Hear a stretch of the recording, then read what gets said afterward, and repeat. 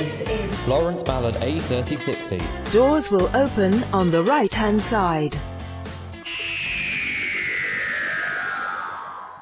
So, you're seeing this as bonus footage on another wash cycle, but the furniture pads didn't work, and that's why in the first video the machine's walking all over the place. So I remembered I have actually got some feet that came from that integrated. They fit the same thread, except they're obviously different, way different in length. But we can sacrifice that. It's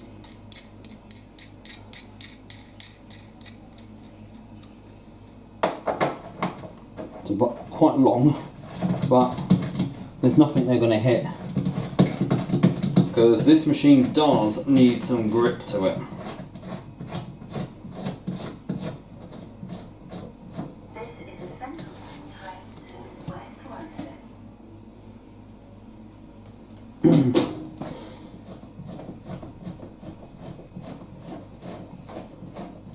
That's what we need. So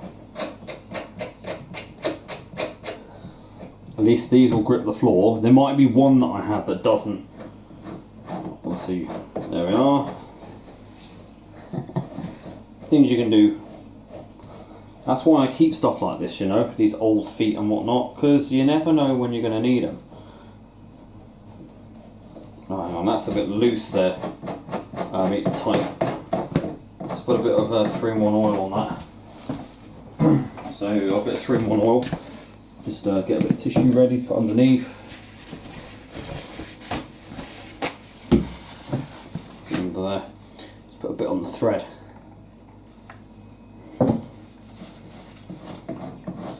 And that can go in there. There, look at that. So much nicer. I'll just stop it from getting too tight. Right, that's one out. So what we're doing is taking the old fat. Sorry guys. Like nails on chalkboard sound. I always say that when I find scrap machines, and this will go for any appliance that has rubber feet, I'm going to salvage them. I assume I didn't take the ones off the Beko. Like I forgot about that, because I don't know why I didn't. But hey. Again, I love doing these things. Might be botch repairing, but to be honest, washing machine feet tends to be quite universal in some ways. Some have, like for example, the Miele hasn't got any feet properly. It's got furniture pads, but they've probably over time disintegrated. So again, just put some of that on there. It just helps it go in a bit easier, because you know. Now.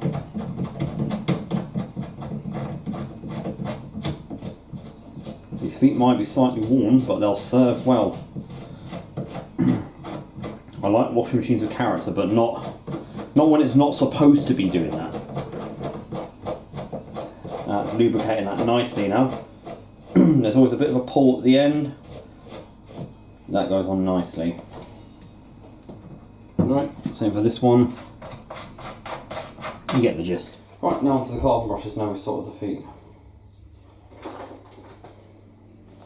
Blue one. So these brushes are not like the standard C set type brushes. They look it, but they're not, because these are held in by one. Oh yeah, these are Torx screws. So you need a Torx head for that. I can't remember which size, but we'll have a look. I think.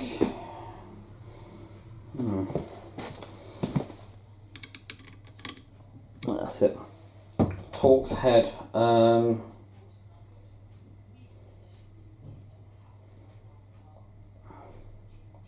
T20. So obviously what we've got to do is disconnect this wire, this cable here. Trust me, the brushes on this, and being able to lie it down like this is so much easier than doing it through like underneath the machine like we did with the Beko. I think if we'd done this with the Beko, we probably would have a better score. Yeah, it just drops out like that. So they're not fully worn down, but why keep the machine like that when at the end of the day, you know, I could one day be using the machine and it just goes. Annoyingly, the new ones, right, these, they have a slightly different attachment here, but, oh, I've only got 2 minutes recording left, right, but yeah, that is, different head for it. So, you've got to line it up here, and we know it sits in the, we know it sits on these two here, it's always got to go that way, against the armature, which you can, because these are normally meant to, they're normally not meant to have the brush sticking out. Reference point for these, the carbon brush holder here has got to line up with this bit. This is what makes these brushes so easy to fit. If I had been able to do this, here you go. The first thing to do is, before you connect any wires, is get that screw put back in and hold it. Might take a bit of jiggling about to do it, but you'll find it eventually. There we go. I mean, the pins hold the brush in anyway, but see how that can slide out if you're not careful. Just want to get that in. There you go. So now I know. Yeah, you don't want to over tighten it because you might snap the holder. Slightly different pin, but you can bend it upwards with these. That's on. It will sound whiny at start because it's got to bed the brushes in. Same for the next one, and that'll be it. Right, sorry for the little rush nature of that. I thought my camera was going to run out of memory, but I deleted some more. It's not like me to want to rush things, so these are the easiest brushes I've changed on any type of motor like this. It's disconnected from the mains because I know the dangers of putting your hands in a machine that's live.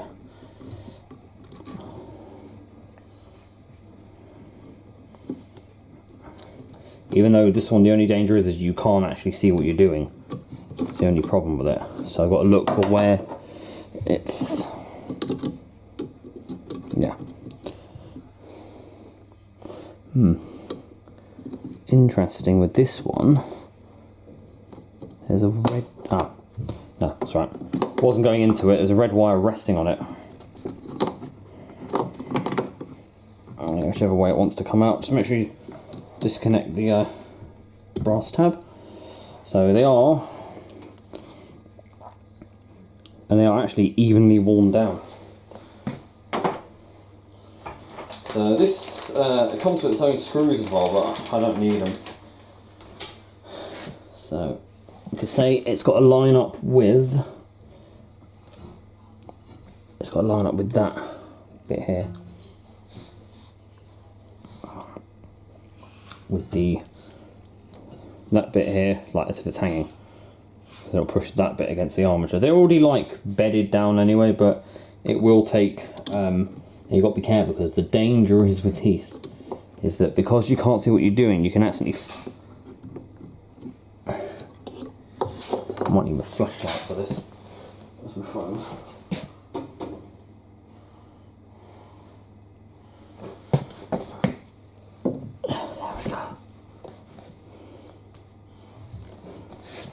It's not that one.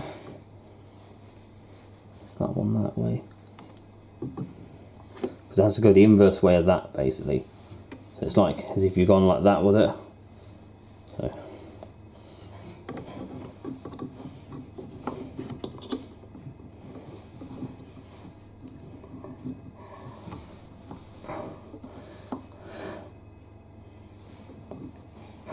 There you go. Oh, sugar. Hey! I never sounded so happy about repairing a washing machine before. I mean, it's a shame that the Beko was a bit harder. The only thing is I think that one destroyed the brushes as soon as I put it in.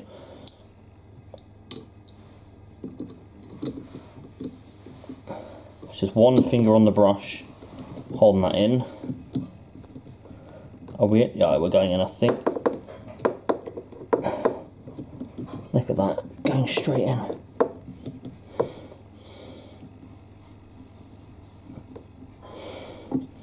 Like I say, tighten it up, but not too much, it snaps the plastic. You just want to make sure that, and then give.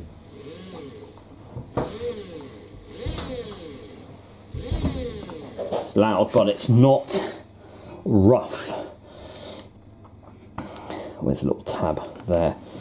So it's gone that way, hasn't it? I'll bend the tab upwards then. Let's clip that in. My hands are shaking trying to do this.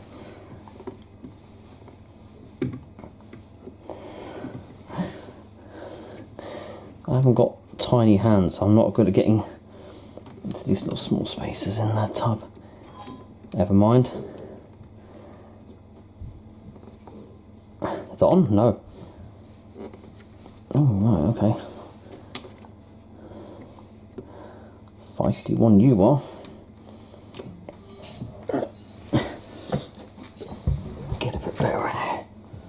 I can see the tab there.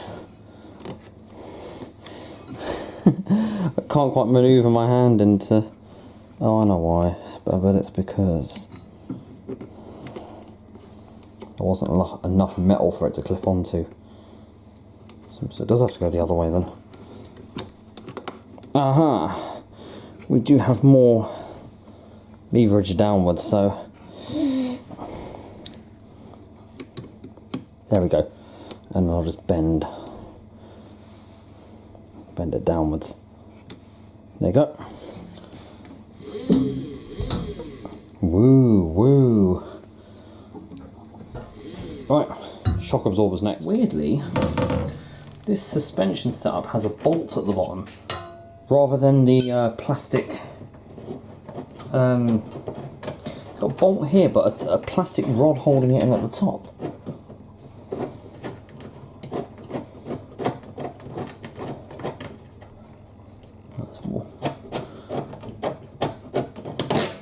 See, rather than little.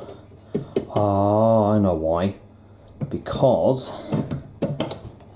oh god, yeah, look at the slack on that. That's no wonder that's jumping around so much. The bottom bit is not designed for those rods. The top bit is, however. Yeah, I forgot these do. The locking pin is at the top. I can't remember how you release that locking pin now. That I think. Just bang it out or something. Hang on.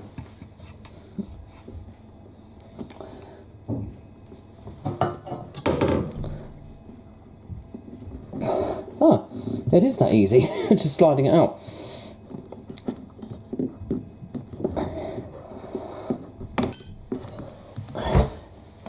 Old shock out. New shock going in. I'll attach it. These ones are really rigid. These are what I originally bought for the Bosch, because I assumed you would be able to replace them the way you'd replace any other shocks. I didn't realise that you had to kind of split the tub to do it.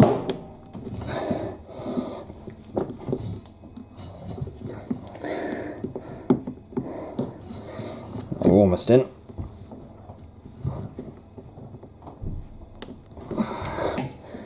Thing is, I can't even get like a mallet in there just to tap it. Ah.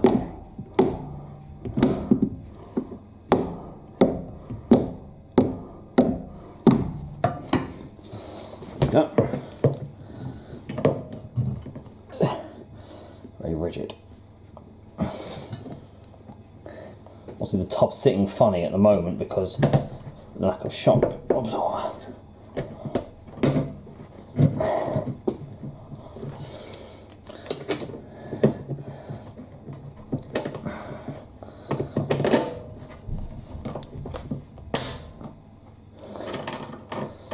You know what though? It's one of the easiest shock absorbers to replace.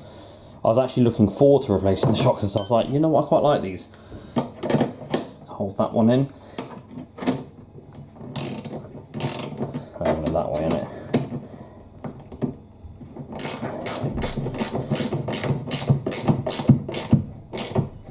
Oh, I'm sorry you can't see the shock absorber, because this thing is his. Right, one in.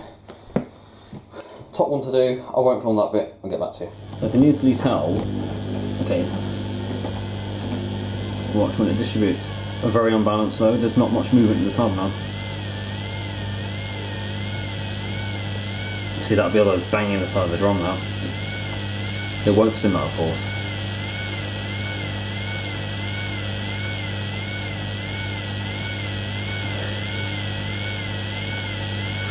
really unbalanced. So look, and that's not even banging inside the drum yet.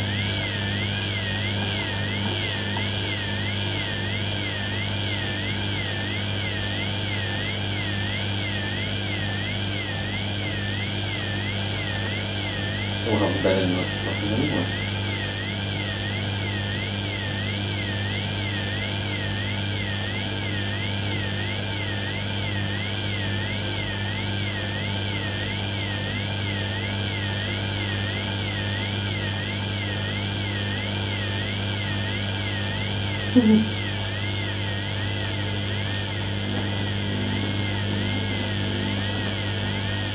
See? Look at that.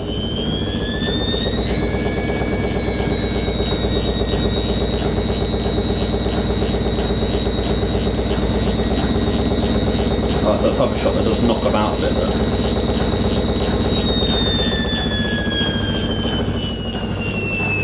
The machine shakes a bit as well because she's on those new feet.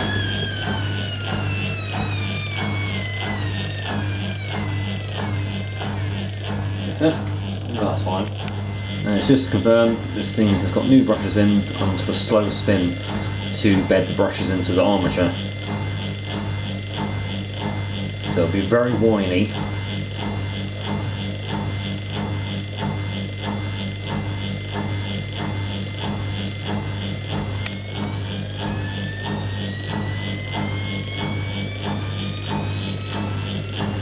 Just bedding the brushes in now. A slow spin.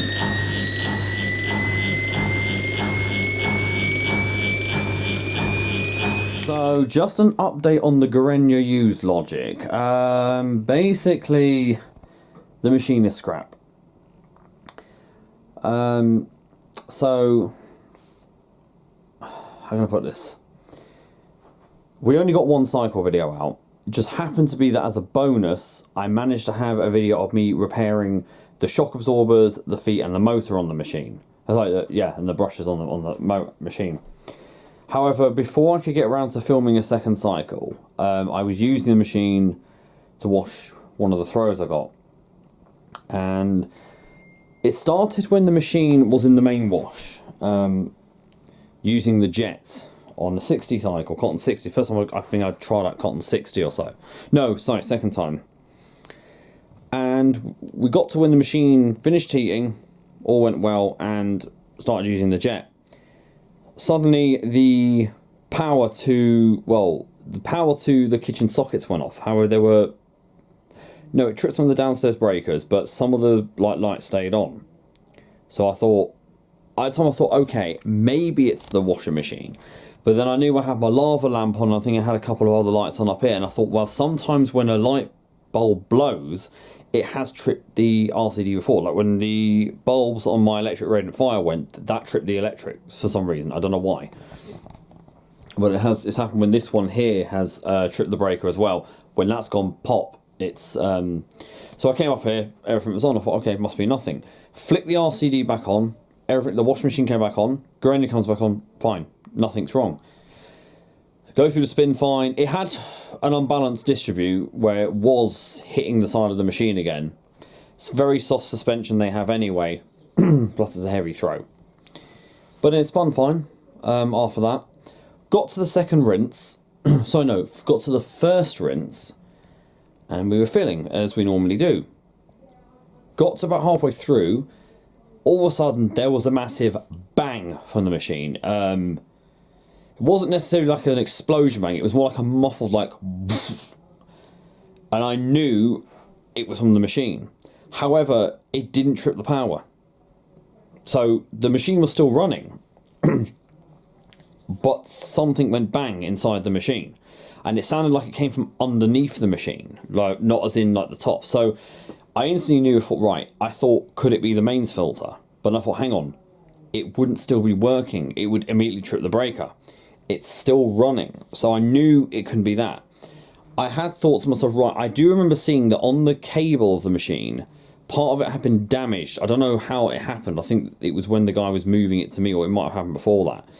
But there was a split, and you could see the copper in the earth cable However, I thought, has it maybe leaked or something behind the machine and that's fallen in the water and gone bang? But I was expecting to see like burn marks everywhere, nothing. So immediately it was like, cut the machine off. Fortunately it had water and I had to drain it out by hose, and then just put the blanket went through the mealer on the final rinse and spin. I've been using Dreft in the machine all day. Like I really was literally on like the last 2 washes of the Dreft. I was like, that Dreft needs to be finished. Anyway, I then tilted the machine back, had a look underneath. Well, I removed the lid as well. Nothing. There was no like burn marks or anything like scorch marks. I thought maybe it's like the board's blown on it or something. And I thought, how is it still going? And it's not like thrown up an error code or something, or just completely killed itself. So when I went under the machine to have a look, I noticed that there was water had slowly been dripping from the machine somewhere, and it was all over the bottom of the concrete, the front concrete weight, and down the side of the tub. Now, a very similar thing happened with the Hoover A3060 back in 2020. So you might remember when that machine was out of action for like nearly 6 months. Basically, what happened with the A3060 was the machine had gone into spin unbalanced, and because Hoover don't secure their sump hose from the drawer to the drum, it's not like cable tied or locked with like a G-Wheelie clip. It just slots inside the tub, so you can literally pull it out. That's the reason I never let the A3060 spin as unbalanced as I would. Like, the Electron's a bit different, that hasn't really done anything, but I'm planning to weld a ring onto those machines so I can actually clamp the drawer hose around it, and the machine can have a bit more leeway. However, back to the Gorenje. Oh, so what happened with the Hoover, it pulled the tub hose out, water trickled down just slightly, enough to allow water to come out while spinning or while filling, and that dripped onto the motor and basically blew the motor. Like, I think it shorted the windings, but the motor still continued to run and sounded rough. The motor on the Gorenje was already whiny enough as it is because the new brushes were bedding in. In fact, this wash I did was like the last wash I probably would have had to have done, so it would have settled the whining. It was getting better. All of a sudden, the motor just sounded really, really raspy, like as if the brushes had like come out of place. They hadn't though, because when I took the brushes out, they were perfectly smoothly worn down. There was no like chips out of them, like what happened to the Beko that I had. That's what happened to the Beko. The Beko somehow destroyed its brushes and destroyed the motor nearly in the process. Anyway, so I was getting tired holding this, and I prefer to hold it this way. I might as well realise I've back to the future, back to the future. What can I say? So basically, what I conclude has happened with the Gorenje, because when the A3060 did this, the machine made a pop sound and tripped the electrics. Then I ran the machine again and there was a bang from the motor, a flash from underneath the machine. I mean, I didn't see that with Gorenje because I wasn't looking under the machine, I was looking into the machine itself. But it made me jump. Like, literally the first thing is I ran out of the kitchen. Mum could hear it from the sitting room. The machine then kept spinning but didn't obviously blow the circuit breaker. What happened with the Gorenje was that then it continued to run. The motor sounded extremely raspy and there was a bit of dampness around the air of the motor. So what I conclude has happened, if you noticed from the first video, because you guys haven't seen this machine running with the new suspension or anything, but the suspension was completely knackered. The shock absorbers were like, when I pulled them out, they dropped out of their holding because there was literally no friction or resistance on them at all. The glass on that machine has been gashed deeply, so that means the previous owner has had it running with knackered shocks for ages, because there was a spin that the machine did, you might have seen it actually did gash the glass a few times. What I think's happened is, over time, the drum's been banging around wildly. It's either cracked itself, probably in a very minute crack that I can't see. Also, it's damaged part of the drawer housing. Now, it doesn't look it, but there was water around the top of the drawer housing. So that's obviously leaked down onto the motor and blown it out. And that's likely what's happened. Because it is technically a C-set motor that machine's got. It's just under like a Silner brand or whatever, or something. I can't remember if it's... Yeah. Silner or Sauni, I think it was, Sauni motor, but it's essentially a C-set motor. So now the problem is, I didn't want to scrap the machine, but there's a reason I had to. I'd spent already 39 on the machine to get it. That's my average maximum price, 40, 50 at a push if the machine can sell for more, that I'll spend on a machine. What I realised was that I'd spent £59 by the time I got the new brushes. So the machine was just in its reach to be able to make £50 profit on top. £50 is my minimal profit that I have to make on a machine when selling it. If it doesn't make anything more than that, then I kind of count it as a loss. So like the Bosch Classics and the Cable Dryer literally bare minimum escape that by almost being a loss. Now, I realise the Gorenje is already about 20 years old. Yes, it looks kind of modern, but at the same time, you do know the machine is old by looking at it. So I thought, I can still sell it for 100 if nothing else is wrong with it. If I buy any more parts, even just something like a mains filter is gonna be about £10-15 for it. And I don't really want to buy a used one because I don't know whether it's going to be good or not. You know, I've bought second-hand parts that have turned out to be dud parts. Yeah, so obviously dud parts, you know, you don't want to be using that and then wasting it for more money because sometimes you can't even get a refund and stuff like that. So in the end I thought, it's no point me trying to fix this machine as much as I want to because I'm just going to lose everything and I'm not going to, you know, I'm not going to be able to sell this on. The trouble is, like, yeah, some people, like, say, Service Slimline have a better deal of selling stuff because not only does he do it for, like, sort of a business and he's well known for doing it, but he's not in a place like London where people here don't like buying second hand over a certain price. You go anything above, like, sort of £90, people don't really seem interested. I mean, I'm trying to flog that Zanussi Lindo off. I still got it outside. And I wish I hadn't done the last video because I could have maybe gotten a couple more out of the machine. But then in the end, I thought, I've kind of done everything. And it was hard to film really. But it's like with that, I mean, yeah, the Fisher and Paykel sold quickly because it was an Australian couple that brought it. And at the end of the day, I was selling a half price. That was 900 brand new. And I was asking 450 or 350 for it. Yeah. So I thought, cut my losses like I did with the Beko. Don't bother going and spending anything more because you might end up not actually fixing the problem. It could be something else. It could be the NTC on the thing. It could be several problems. But the fact is it had a leak somewhere. So in the end of the day, I thought, right, is it really worth this? Look, the thing is, I don't really care much for the machines I get as temporary because they're machines I don't particularly like. I'm not saying I don't like the UseLogics. It's just that they're never something that I see as, well, okay, I'd never really use one. So I never was too fond of them. But when I saw how this one was a bit sensitive, I thought, oh, you know what, I can't deal with something like that. You know, that's the first thing that'll put me off any machine. So that's what happened in the end. I haven't done a video like this when I'm looking at the camera for a while. I need to genuinely have an update video with you guys. I think there's a lot that I need to update about, really. So, okay. But yeah, so that's the sad story of that one. Hey, though, you know, as my friend Lauren says to me, sometimes things are too good to be true. It's not the first machine I've had to scrap. I had to scrap the Beko, I had to scrap... what else did I have to scrap? I had to scrap the Indus IWC 6125, the Hotpoint Extra. They've all had to go at some point. So it is what it is.